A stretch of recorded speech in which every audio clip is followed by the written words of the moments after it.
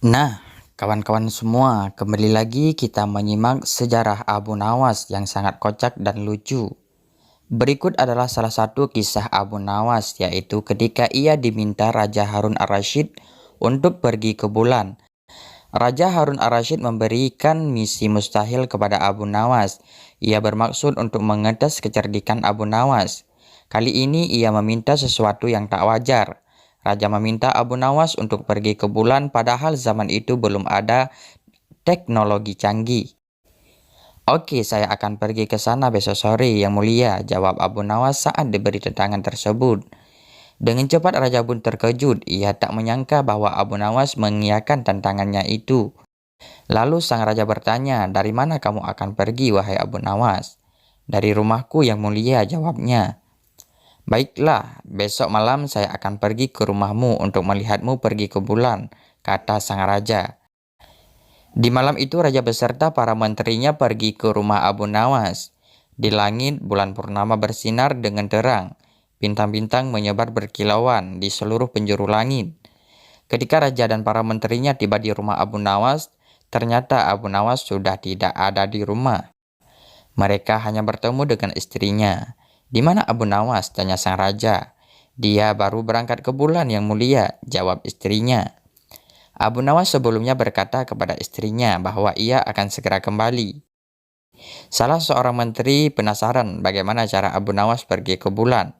Dia memanjat pohon palem di sebelah sana dan akan kembali melalui pohon palem itu juga, jawab sang istri Abu Nawas.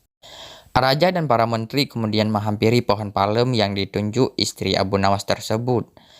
Terlihat bayangan seseorang yang sedang turun dari pohon itu. "Apakah itu kau, Abu Nawas?" tanya sang raja. "Iya, ini saya Abu Nawas, Baginda," jawab Abu Nawas. "Hai, apakah kau meneliti bulan dari pohon palem itu?" tanya sang raja. "Tidak, Yang Mulia. Saya melakukan penyelidikan ketika bulan mencapai tanah.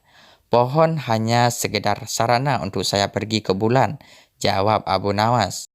Raja Harun ar-Rasyid tersenyum mendengar perkataan Abu Nawas.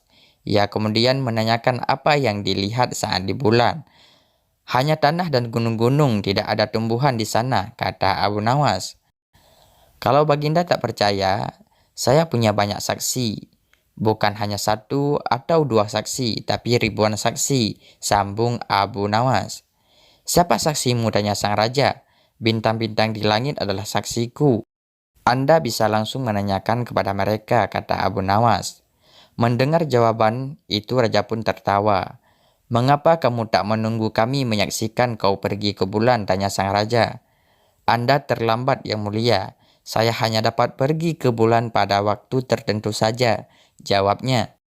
Begitulah kecerdikan Abu Nawas ketika menerima tantangan sang raja untuk pergi ke bulan. Nah, kawan-kawan semua, beginilah kisah kocaknya Abu Nawas.